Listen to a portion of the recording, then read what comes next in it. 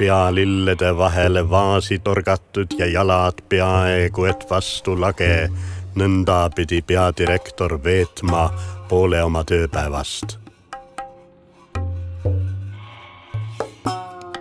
Mingil ajavahemikul tekkis tal liialdatud kartus, et keegi võib ta abitut olekut ära kasutada, ta krokodillinahast kingade paelad lahti nöörida ja need endale võtta.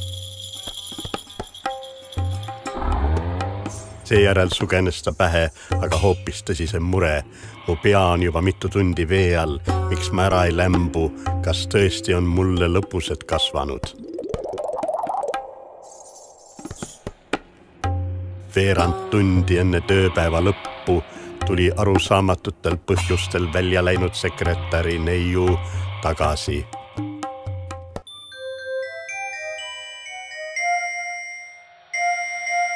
Oma ülemust säärases asendis nähes kohkus ta üliväga ja kutsus abimehed.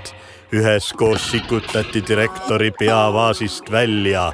Aknaklaasides nägi direktor välja tõmmatavat iseennast vastu peegeldumas.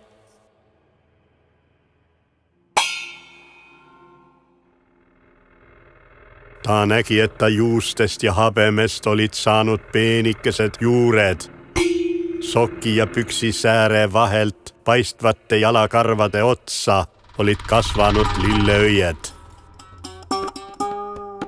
Ma olen taimne, mõtles direktor.